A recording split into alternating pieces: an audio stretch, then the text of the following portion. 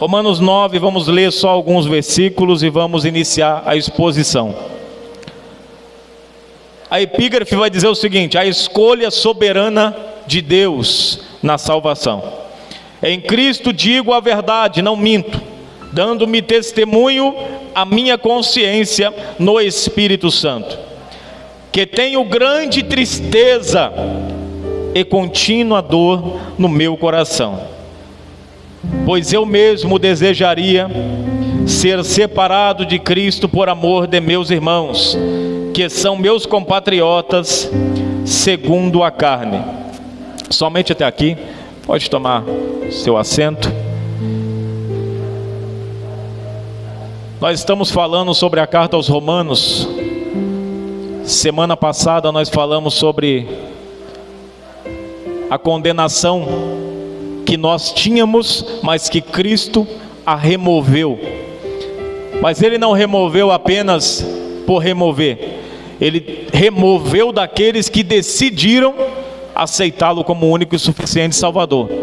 Aqueles que aceitaram ao Senhor como Salvador receberam um banho de sangue, e esse banho de sangue os tornaram justos diante de Deus. E por isso nós podemos caminhar de cabeça erguida hoje, porque não há culpa mais em nós. Mas essa culpa não foi tirada por mérito nosso, mas todavia por mérito de Cristo. E hoje nós vamos falar sobre a eleição de Deus pelos seus santos. Nós vamos falar hoje sobre o estado de angústia que um líder, um ministro pode chegar, se ele tem um coração verdadeiro e sincero diante de Deus. Se ele emprega em tudo que ele faz verdadeiramente amor pela obra, amor pelos liderados.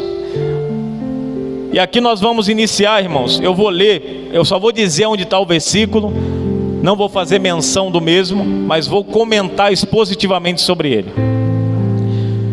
Sobre a angústia de Paulo, nós lemos aqui o primeiro versículo. Do versículo 1 ao 3, vai falar sobre essa questão. Paulo, ele sente angústia num determinado momento, quando ele vê que seus irmãos judeus, compatriotas dele, tinham dificuldade, tinham relutância em ouvir sobre aquele Cristo o qual ele pregava. O Cristo, o Messias, o qual eles esperavam, havia chegado, e Paulo estava anunciando esse Cristo. Mas eles estavam tão cauterizados pela religiosidade implantada neles, desde séculos atrás. A velha religião do templo impregnou de tal forma nesses homens judeus, que a lacuna da dúvida sobre a salvação e sobre o que é Deus foi tapada com algo fútil, com algo que é inverdade, com algo que é uma mentira. Eles acreditavam que a sua religião iria salvar. E eu digo religião hoje porque quando foi instituído os sacerdotes, os levitas, eles tinham um propósito, não era uma religião, era um propósito. Mas como tudo que Deus coloca na mão do ser humano, o ser humano tem um conflito entre o seu eu e sobre aquilo que ele irá realizar, aquilo que Deus colocou na sua mão. Há sempre um conflito, e ele tem que dimensionar entre fazer o que Deus manda e o que o seu eu manda. O seu eu tem que manter distância do propósito. O seu eu na escolha, ele tem que manter distância. Ele não pode ser a primeira pessoa a escolher e a decidir. Eu não posso tomar decisões baseado na minha vontade e no meu eu. Eu tenho que tomar decisões baseado, sobretudo, na vontade daquele que me chamou. Porque se eu for fiel ao meu eu, se eu ouvir o meu eu estou sendo fiel a mim e não a Deus. Por isso Paulo vai dizer que nós crucificamos o nosso eu na cruz do Calvário. Da mesma forma que Cristo foi crucificado, nós também fomos crucificados lá. Aquele que diz, não se pode dizer que nasceu de novo, se o eu ainda é manifesto no dia a dia. Eu não posso dizer que eu nasci de novo, se eu ainda continuo fazendo as mesmas coisas que eu fazia antigamente. Se eu ainda não sinto as dores dos pregos, as dores da renúncia, eu ainda não posso dizer que sou liberto, ou que sou, de fato, um seguidor de Cristo. Porque Jesus, ele disse, se quiser vir após mim, aquele que quiser, é condicional. Ele está dizendo, eu não estou mandando ninguém vir. Jesus está dizendo dessa forma. Se ele fosse taubatiano, ele diria dessa forma talvez, né? Ele diria, olha aqui cambada, eu não estou mandando ninguém vir, mas se vocês quiserem, não pense que vocês vão vir com a mãozinha abanando enquanto eu carrego a cruz. Não, pega a cruz de vocês e vem atrás, porque da mesma forma que eu irei ser crucificado, vocês também serão. Com uma ressalva, eu serei literalmente, vocês figuradamente todos os dias terão que crucificar o vosso eu, se quiserem ser a minha semelhança verdadeiramente, se quiserem ter um fruto no reino de Deus. Então Paulo, ele se angustia. Isso prova que Paulo amava os seus compatriotas. Isso mostra que mesmo, irmãos, Paulo estava nessa situação. Agora eu disse para os irmãos, ele estava indo enquanto estava em Corinto escrevendo essa carta, ele estava caminhando para a morte, para Jerusalém, onde ele seria sentenciado pelo César daquele momento, que era Nero. A Bíblia vai dizer que ele apela para César e ele ganha tempo. Ele ganha tempo com essa escolha. Então não posso dizer que foi uma escolha dele, mas foi uma escolha que Deus implantou no coração dele. Apela para César, tu vai morrer, porque é propósito, mas você vai ganhar tempo, e você vai enviar cartas para Roma, para Tessalônica, para Filipenses, para Éfeso, você vai enviar cartas para Tessalônica, para Colossense. Então é necessário, e ele ganha tempo, mas ele está indo para a morte. Por causa de quem? Quem vai matar ele? Judeus, os mesmos que mataram Cristo, são os que vão matar agora esse homem que também estava pregando a verdade, porque na verdade era um sistema preparado para combater tudo aquilo que veio para trazer libertação. Não, você não vai ser liberto do sistema, você tem que servir os mesmos deuses que nós servimos. Não há Deus fora do templo. Ou vocês sigam os rituais que nós fazemos no templo, ou não haverá salvação para vocês. Ou seja, é a minha verdade que prevalece, não é a verdade de Deus. E nós vivemos em um conflito infindável até o dia da vinda do Senhor, relutando contra nós mesmos, para não sermos achados pregados em bancos, pregados em tradições, pregados em rituais que não servem para nada. Deus nos chamou para a liberdade. Entenda uma coisa, tem pessoas dentro da igreja que estão presas, tem pessoas na igreja que ainda não foram libertas. E obviamente que todos nós estamos em um processo de libertação ainda, de santificação. Mas eu estou falando que há pessoas presas em problemas graves dentro da igreja. E o pior é que a pessoa pensa que ela é liberta. Porque você está debaixo de uma árvore que faz sombra para você, te dá uma sensação de bem-estar. Estou protegido, estou debaixo da árvore, mas você não está colhendo frutos. Essa árvore que você está debaixo não tem fruto.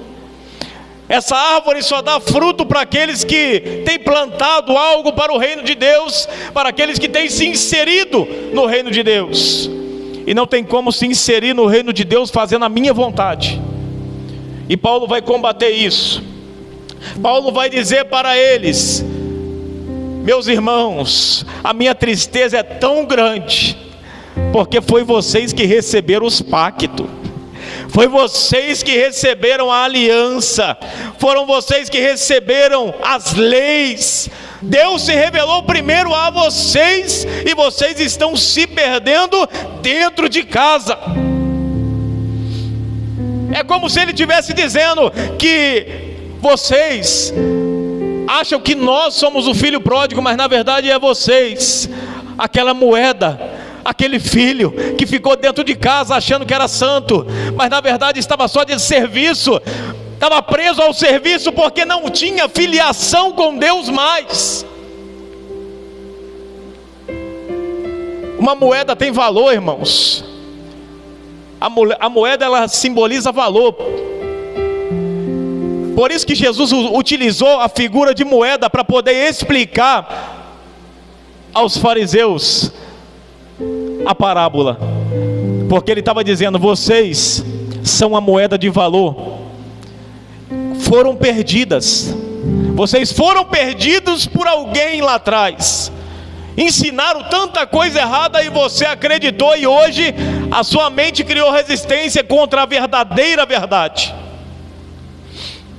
E ele fala: por causa disso, vocês, uma moeda de valor, preciosa, se perderam dentro de casa. E como se perderam, não tem como se achar, porque quem se perdeu não sabe que está perdido. Somente a graça de Deus para revelar o nível de perdição que essa moeda está. Talvez essa moeda para nós pode ser aquele tempo que nós orávamos muito, uma moeda perdida dentro de casa. Mas veio as tempestades, veio o vento, e nós acabamos sendo atropelados pela enxurrada que a vida trouxe.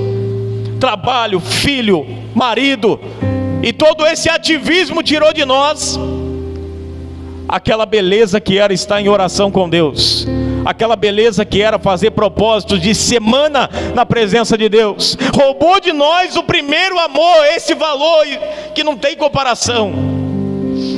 E isso foi pregado esses dias. Louvado seja Deus. E Paulo diz para ele: vocês receberam privilégios, o que mostra para nós algo muito sério, que pode haver pessoas que aparentemente tenham muitos privilégios na obra de Deus, quando chega, senta na cadeira do meio, quando chega sempre tem lugares reservados. É a pessoa que nunca vai passar uma festa em branco, porque vai ter alguém, vai preparar, porque é uma pessoa que é vista com honra. Há privilégios, mas não confunda privilégios com salvação. Privilégios é aquilo que nós temos, honra talvez aquilo que nós temos diante das pessoas que nos conhecem exteriormente. Mas a melhor honra, e a que eu quero, é a honra que Deus sabe, é a honra que só Deus poderá nos dar aquele dia. Porque o teu pastor conhece você aqui, te olhando, pelaquilo que você fala, mas Deus conhece o seu consciente, o seu inconsciente, Ele sabe de tudo, e Ele vai te honrar pelo que você faz nos bastidores, Ele vai te honrar pelo que você faz no secreto. Então não confunda privilégio, oportunidade com salvação. Muitos que têm oportunidade hoje ouvirão naquele dia: apartai-vos de mim. Muitos que têm oportunidade hoje ouvirão de Deus: você não é filho, você só confundiu o povo, você apenas pregou, mas pregar até papagaio se ensinar o Salmo 23, ele vai recitar e talvez pregar. Papagaio também fala. Glória a Deus. Então a questão não é privilégio. Paulo nas entrelinhas está dizendo para aqueles irmãos: vocês estão se perdendo exatamente naquilo que veio para vos salvar. Deus deu a vocês tudo isso, indicando, era sombra, mostrando que Ele viria. E hoje vocês estão tão presos ao linho fino do templo, estão tão presos à bonança do templo, que não tem coragem de abrir mão da religiosidade para servir e se arrepender verdadeiramente. Não estou falando de algo fácil. Paulo estava dizendo para eles: se vocês quiserem servir a Cristo, vocês vão ter que fazer como eu fiz, cair do pináculo do templo.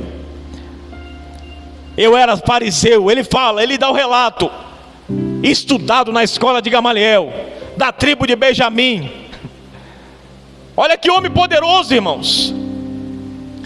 Mas ele vai dizer para eles: eu tive que considerar tudo isso esterco. Se vocês quiserem se arrepender e se converter, vai ter que aprender que tudo isso que vocês aprenderam sem Ele não vale nada. Porque as coisas só valem quando Cristo é aquele que nos entrega. Não adianta conhecimento sem Deus. Conhecimento com Deus é uma coisa, conhecimento com Deus sem Deus é totalmente diferente. Então que nós possamos louvar a Deus por isso, pelos privilégios que Ele tem nos concedido. Aí nós vemos a questão da eleição soberana de Deus, do capítulo 9, do capítulo 9, versículo 4 ao 5, ele vai iniciar falando sobre a eleição. Isso aqui, irmãos, eu preciso muito da atenção dos irmãos, porque é algo que vai mexer num ponto aqui bem crucial para a nossa compreensão, e também é algo que vive em mesas de debate teológico, mas não há confusão, a deturpação do texto, a interpretação equivocada. Mas nós vamos ensinar aqui, não é porque eu sei tudo, tá? É porque é só ler com carinho que a gente entende.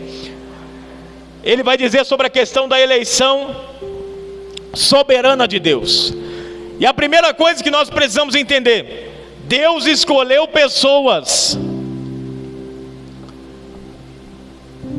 para funções específicas, para situações e propósitos específicos. E aqui ele vai usar o exemplo de Isaac. Ele vai dizer assim: Deus não escolheu Ismael, filho da carne. Abraão se precipita em Agar e trouxe o filho. Aqui, dei um jeito. Deus fala: mas não escolhi ele. Não é o que o homem empurra que Deus vai escolher. É o que Ele quiser escolher. Não adianta pensar que vai chegar aqui e vai apontar o dedo para o Eric e vai falar: Eric, você é apenas auxiliar e vai ser para sempre, tá? Se Deus chegar e pôr a mão na cabeça e falar assim, ó, vai ser pastor. A palavra de Deus com a minha não vai se harmonizar. Nem que seja preciso Deus me tirar. Deus levanta ele. Porque Deus escolhe de acordo com a sua própria vontade. Hoje o homem escolhe de acordo com a aparência, a mesma coisa que Samuel. Eliabe, olha o tamanho, parece com o rei Saul, parece que eu estou vendo ele era apegado ao rei Saul, então ele queria alguém parecido com o rei Saul.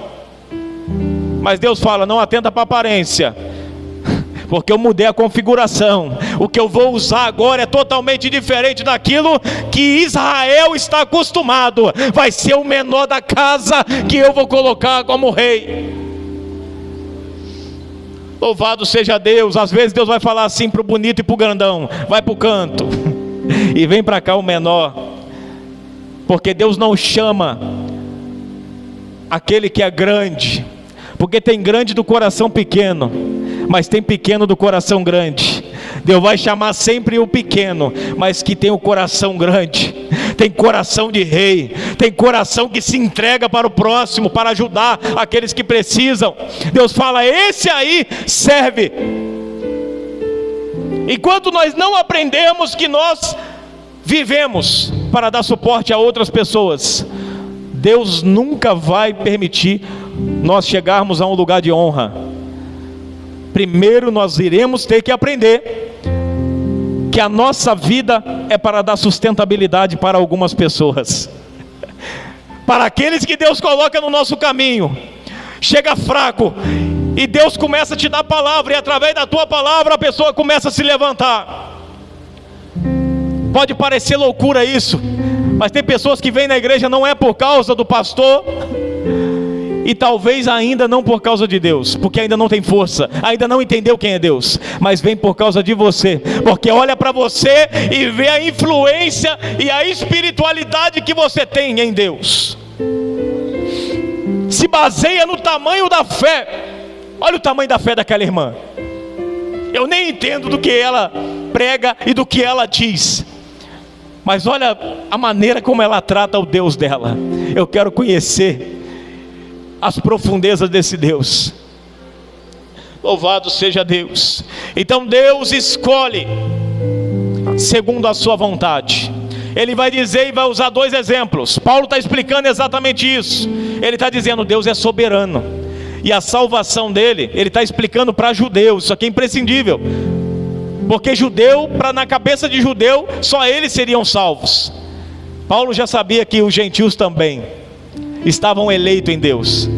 Então ele está explicando para eles, e ele vai dizer: a salvação vem da soberania de Deus. Ele escolhe quem ele quer, sem levar em conta etnia, sem levar em conta raça, tribo, nação. Ele escolhe pelo que ele conhece. Arabaia céu. Ele escolhe pelo que ele conhece. Deus não tem, irmãos, um diagnóstico ao teu respeito. Deus tem o conhecimento pleno de toda a tua história, de toda a tua trajetória, de todos os teus traumas. Deus tem o conhecimento pleno de tudo aquilo que você passou e passa. E Ele te escolheu exatamente desta forma. Aí você fala: mas Deus não vai me curar nunca então? Porque continuo com os mesmos problemas. Enquanto você se levanta, Ele te cura. Enquanto você vai se levantando, Deus vai te curando. E quanto menos você esperar, você já estará mais forte. Talvez fisicamente fraco, mas espiritualmente a tua força será grande. Paulo estava na prisão arrebentado, mas estava louvando. Paulo estava sentado na prisão em Éfeso, e ele vai dizer: nós estamos, na verdade, nas regiões celestiais, com os anjos, com Deus. Olha, a mentalidade do cristão deve ser assim. Você não deve se basear pelo que você vive hoje. Você tem que se basear naquilo que realmente está acontecendo. Quando você dobra o teu joelho, você sai da terra e você vai para as regiões celestiais, aquele lugar onde reis, aonde presidente, aonde renomados, aonde pessoas importantes talvez nunca chegarão, não terão direito. Você tem, porque esse direito ele é dado apenas àqueles que se humilham. Tem que abaixar a crista, tem que reconhecer e dar honra a quem tem honra, o único que tem toda a glória e merece toda a glória. Louvado seja Deus. Todavia ele vai usar esse texto, ele vai dizer sobre Isaac e sobre Ismael. Ele vai falar: por acaso Deus escolheu Ismael ou Isaac? Porque na cabeça de Abraão resolveu o problema, mas Deus fala: não, é Isaac a quem eu escolhi. Abraão, você pode dar os pulos que for. Abraão, você pode se precipitar no projeto, mas entenda, a minha vontade, os planos de Deus não podem ser frustrados. Eu não erro nas minhas escolhas. Se eu disse que te daria um filho, era obrigação sua esperar, porque ele virá. E ele veio. Depois vem Rebeca, e ele vai citar também no texto aqui, o qual nós estamos lendo, e ele vai dizer sobre Esaú e Jacó. Ele fala: Deus escolheu o filho primogênito de Rebeca com Isaac.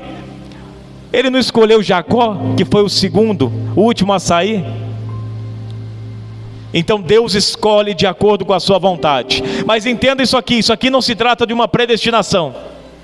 Não se trata que Deus escolhe uns para bênção e outros para maldição, uns para salvação e outros para perdição. Não. A Bíblia é clara sobre isso. Perceba o que o texto diz. Ele vai dizer que ele escolheu. E o texto de Gênesis vai dizer o seguinte: que Deus amou a Jacó e odiou a Esaú. Como você pode odiar alguém que você não conhece? Você não conhece. Mas há possibilidade de Deus não conhecer alguém por inteiro? Deus, quando olha para nós, Ele sabe o nosso passado, presente e futuro. Deus nos conheceu antes do nascimento. Por isso eu digo, se você está vivo, se você está aqui, Deus tem propósito na tua vida, e Ele ainda acredita em você. Ele ainda tem esperança que você irá se reerguer para o propósito ao qual Ele te chamou. Ele tem esperança que você vai reagir. Louvado seja Deus. Ele conhece, eu já falei aqui, às vezes é vergonhoso, mas vamos falar. Não é isso que está anotado, mas vamos falar. Porque vai falar sobre soberania de Deus na salvação. É isso que vai ser tratado hoje. Então já estou finalizando, não dá nem tempo de entrar em tudo. Mas a questão aqui, irmãos, eu já disse isso. Para uma gravidez acontecer, a gente pensa que vai lá, o casal tem o relacionamento e já vem a criança. Quem já pensou que era assim? É assim que acontece? E eu sei por experiência própria. Tem casais que não tomam anticoncepcional, nada, não faz nenhum tratamento, tentam engravidar, a mulher é saudável, o homem é saudável, mas não vem. Nenhuma relação, 50 milhões de sêmen são disseminados ali. 50 milhões, Deus olha para o sêmen, e Ele vê pessoas, e Ele vê caráter, e Deus vê futuro, e Ele fala, não pode, não pode, não vai, não vai, não vai. Se você acha que tem gente ruim, Deus ainda escolheu. Se Deus deixasse tudo vir, a coisa seria feia. Por isso eu disse que Deus escolheu-nos no ventre da nossa mãe. Chegou o dia que o seu pai e a sua mãe foi lá e decidiu, vamos lá. E dentre os 50 milhões, Deus olhou e viu você e falou, é você, vai. Você que vai chegar. Você chegou. Passa luta, passa perrengue, mas é escolhido, é escolhida de Deus. Louvado seja Deus. Mas agora só para finalizar, tocando sobre a questão da salvação, da eleição para a salvação. Deus escolheu, nesse sentido, pessoas para a salvação. Sabe quem? Todos nós. Quando o texto diz sobre a salvação, que Deus predestinou-nos para a salvação, Deus está dizendo que Ele predestinou um povo, Ele nos elegeu nele mesmo. Não se trata de pessoas, mas se trata de uma eleição global. Deus nos elegeu nele, e a ideia central é de demarcar limite. No original ali, demarcar limite. Eu vou explicar. Ontem nós tivemos uma aula abençoada, teológica, e tocou nesse assunto. E o professor deu uma explicação, e eu achei muito interessante. Ele disse que a salvação, que essa predestinação é mais ou menos isso. Deus fez um círculo, e Ele colocou as pessoas no meio desse círculo. E Ele disse, se eu voltar, quando eu voltar, aqueles que estiverem no círculo, eu vou levar. Aí Ele foi para o céu, para a região celestiais. Nesse meio tempo, um deu vontade no banheiro. Mas se Deus voltar, estava fora da risca que ele delimitou, ficaria fora. E qual que é esse círculo, irmãos? A igreja. Deus predestinou a igreja para a salvação. Quer ser salvo? Faça parte da igreja, faça parte do corpo de Cristo. É isso que Paulo está dizendo para os judeus que se achavam a última bolacha do pacote. Ele estava dizendo: não, nós não somos a última bolacha do pacote. Deus elegeu vários povos aí, arruídos aí, que há aí uma cidadezinha, há um país aí chamado Brasil, eu sei que não havia sido descoberto, né? Arruídos aí de uma Espanha, a Espanha já existia, de uma Inglaterra, e todos eles foram também eleitos para a salvação. Se eles aceitarem ao Senhor e fizerem parte da igreja, a salvação chegará a eles também. Paulo vai deixar claro outra coisa. Ele vai dizer que nem todos os descendentes de Abraão são herdeiros da promessa, porque ser herdeiros da promessa tem a ver mais com o coração do que com a circuncisão externa que o homem fazia. Para o judeu, a circuncisão era crucial, era o que denotava o indivíduo salvo, se ele foi circuncidado.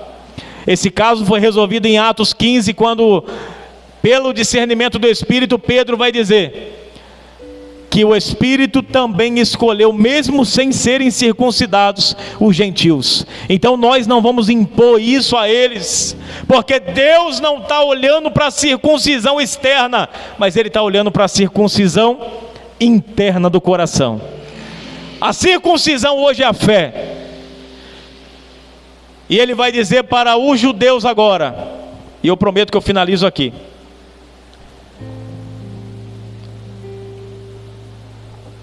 que não é o fato de ser filhos de Abraão que me torna salvo, mas é o fato de crer no Senhor Jesus. Ele está dizendo para os judeus, meus irmãos, os quais eu daria minha vida, vocês aprenderam o que eu também aprendi lá atrás, mas não era verdade. Nem tudo era verdade, entendemos e interpretamos errado. Na verdade, o Messias veio, morreu na cruz do Calvário, Ele era o Filho de Deus. Vocês não viram porque vocês estavam cegos espiritualmente. Vocês estavam cegos pelos sacrifícios que faziam e com a sede de tentar ganhar a salvação na marra. E isso vai revelar para nós algo poderoso sobre a soberania de Deus, irmãos. Vai revelar para nós que o reconhecimento da soberania de Deus é desconcertante. É ou não é? Tudo que nós aprendemos até hoje, irmãos, tudo que nós aprendemos até hoje é desconcertante, porque entender que Deus é soberano e escolhe todas as coisas, e faz todas as coisas, e escolhe pelo seu próprio poder, e não pede conselho para ninguém, não depende de nós, nos desconcerta, mas é libertador. Sabe por que é libertador? Porque nos liberta daquela ansiedade de tentar ganhar a salvação.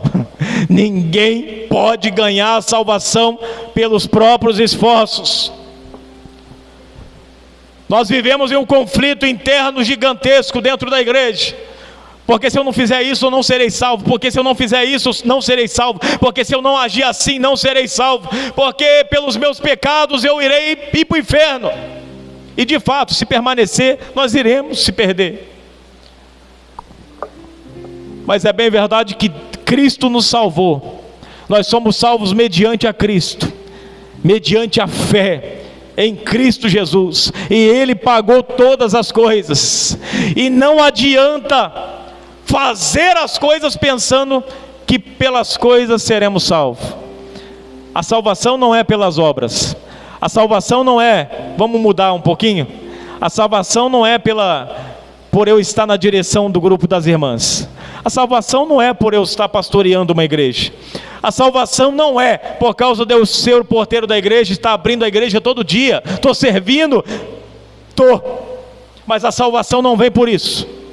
A salvação vem a partir do momento que Deus olha no teu coração e no meu, e vê fé, e vê reconhecimento.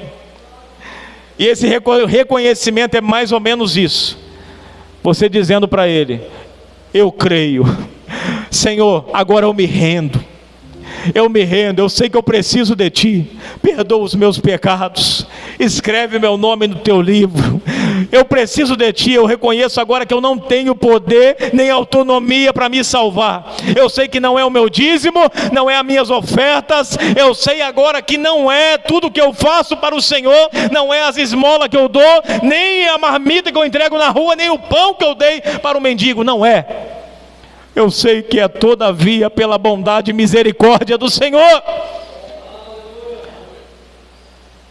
Então eu me rendo diante desta verdade. É só isso. É por isso que é errado a gente dizer aquilo que nós dizemos muitas das vezes: alguém que deseja aceitar a Jesus. Isso não existe. Porque a Bíblia diz que Ele nos aceitou primeiro, Ele nos amou primeiro. Foi Ele. Então, na verdade, o correto seria alguém para reconhecer a Cristo como o único e suficiente Salvador da sua vida. E é isso que Ele dá a nós. É isso que o Senhor requer de nós, mais seriedade nesse quesito. Então que nós possamos descansar nessa verdade libertadora nessa noite. Quantos aqui crê